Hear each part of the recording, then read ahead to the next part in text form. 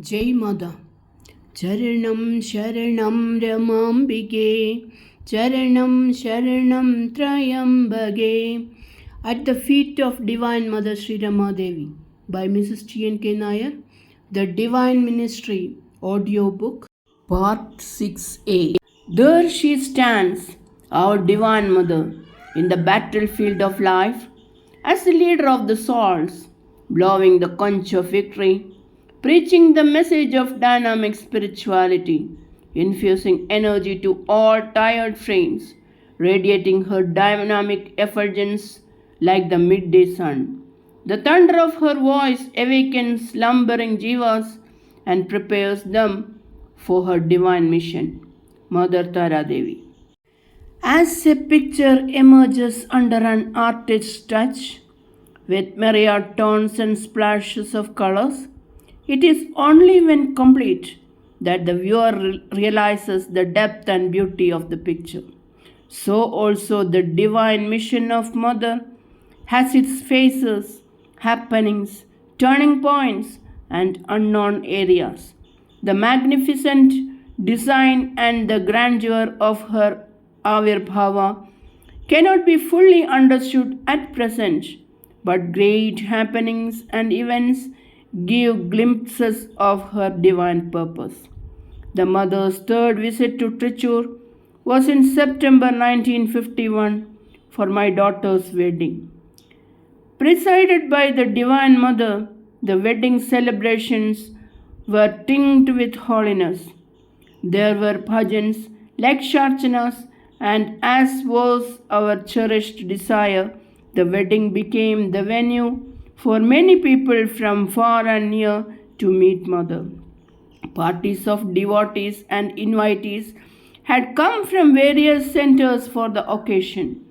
Even on the wedding day, there was a grand bhajan when Mother's divinity manifested in diverse ways. The bliss of her presence was infectious.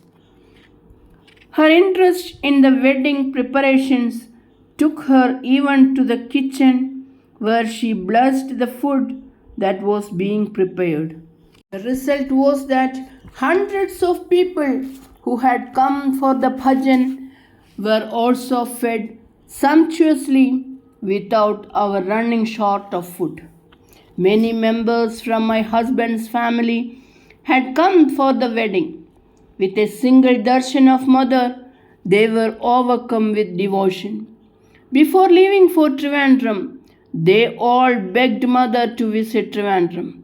Thus, without any pre-planning, Mother and Bhagavan, with a batch of devotees, made the first momentous visit to Trivandrum by September end. Mother stayed at Meenakshi Mandir with my mother-in-law, who was ailing. She was a great and noble soul, a devotee of God, her life established in Dharma.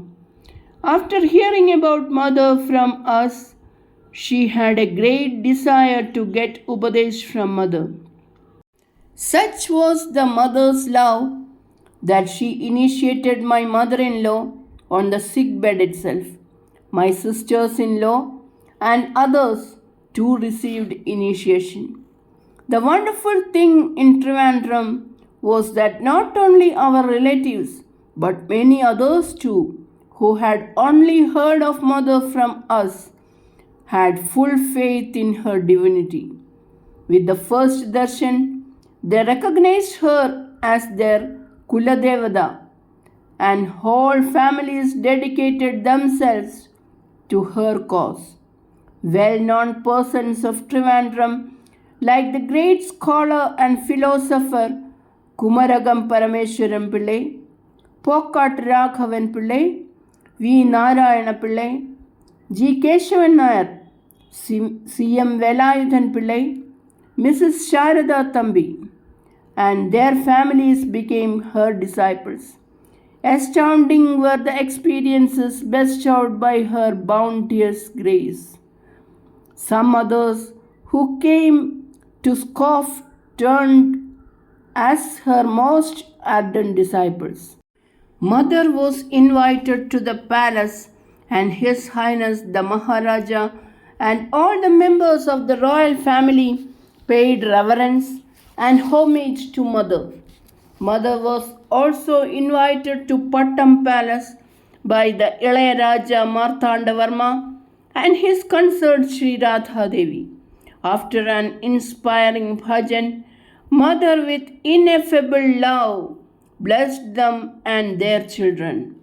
Maharani Sedu Parvati Bhai recognized Mother's supreme nature and became a very close and cherished devotee of Mother.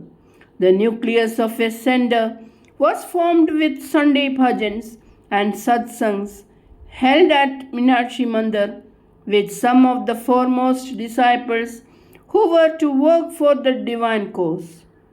But none had any idea then of the gigantic work to be done there for the mission. The next center to be formed in Kerala was at Tripunithura, the seat of the Cochin royal family. It was in 1952 November that Mother and Bhagavan were invited there by Kerala Varma Tamburan and his family. It was a right royal reception that the enlightened public of this place gave Mother. Mother was taken in procession from the Vadakke Kottavadil junction through the main road to the palace now known as Rama Mandiram. When the procession arrived at the palace of Sree Rama Varma Tamburan, a great devotee, Mother was given a grand welcome. Mother and Bhagavan halted there for a few minutes to fulfill his cherished wish. To the astonishment of all, Mother, who was in power, swiftly climbed the stairs and went straight to their puja room, which was unknown to Mother. Great had been Sri Tamburan's desire to be blessed by the Mother. That day, in his puja room, receiving the couple's worship, Mother blessed him and his wife in the bounty of her grace, thus fulfilling their unexpressed desire.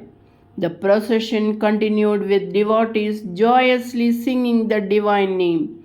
A grand public reception was accorded to Mother and Bhagavan immediately after their arrival. The next day, a bhajan was arranged at the spacious Kalikota palace. It was attended by the elite of Tripunithura and Ernakulam. It was graced by the presence of the erudite scholar Sri Parikshit Tamburan, His Highness Maharaja of Cochin. The royal family were ardent Krishna Bhaktas. The Mother's bhajan and samadhi were a revelation and made a great impression on the spirituality inclined. Earlier in the day, Mother visited the palace of some of the senior members of the royal family. Many were touched and transformed. Sri Kerala Varma Tamburan's sisters and many others from the royal family became Mother's devoted disciples, foremost among whom were Sri Cherukunath Narayanan Nambudiri and Sri Vishnu Bhattadripada. In 1953, my husband and I visited Tellicherry as we heard that Bhagavan was indisposed. It was decided to close up the house at Tellicherry and they came with us to Trichur as Bhagavan needed expert Ayurvedic treatment.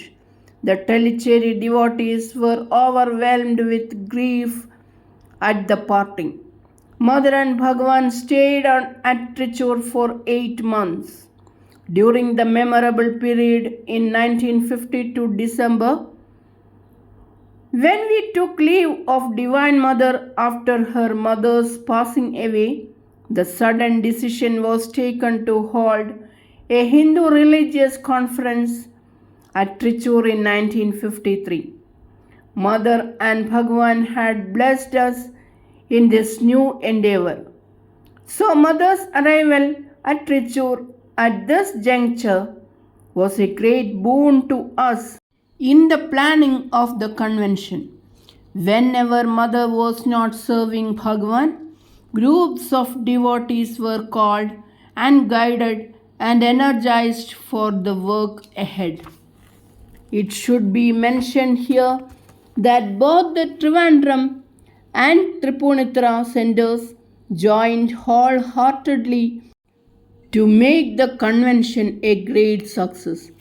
Batches from each of these centers came to meet Mother at Trichur for guidance and blessings.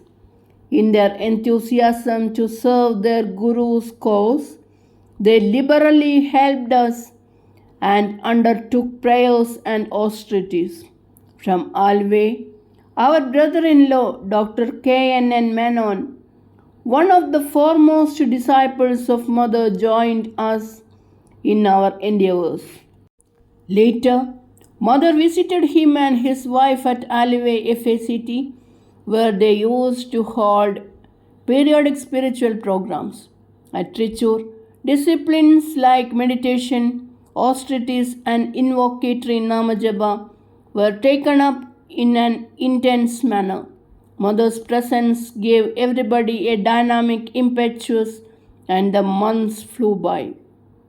The Hindu Religious Conference, as it was called, was fixed to take place from 22nd December to 31st December.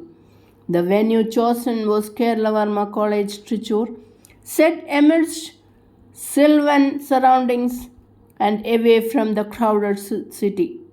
The college was renamed Rama Devi Nagar for those 10 days. The rooms to accommodate devotees were given beautiful names from the Puranas. As our aim was to create a wider recognition and appreciation of Mother's teachings, distinguished philosophers, learned speakers, and savants were invited from Madras and other places so they could hear the Mother as well as preside and give talks of their own. The evenings were set aside for these meetings and the mornings for meditation, prayers, and Mother's talks. On the 21st, the campus was busy with devotees arriving by train and bus. Everything progressed with clockwork precision.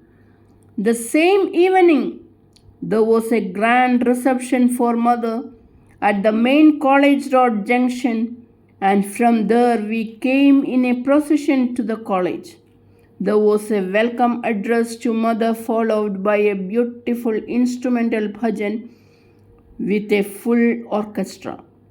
The next morning, the solemn notes of Omkara flowed over the loudspeakers, awakening the devotees to the morning meditation and prayers at the assembly hall. There was a Laksharchana of the Guru Nama. Then Mother hoisted for the first time the flag symbolizing Vishwaprema, her message to the world. In a room near the hall, an altar with a beautifully decorated picture of Mother was set up. Their continuous Ramanama Japa was to go on for 9 days. Divine Mother lit the lamp, starting the yajna, and devotees in batches chanted the name day and night. The muted cadences of the japa could be heard all over the campus, creating a holy, peaceful atmosphere. Charanam Sharanam Ramambige, Charanam Sharanam Trayambage, Charanam Sharanam Ramambige, Charanam Sharanam Trayambage, Charanam Sharanam Ramambige, Charanam Sharanam Trayambage. Jai Mother.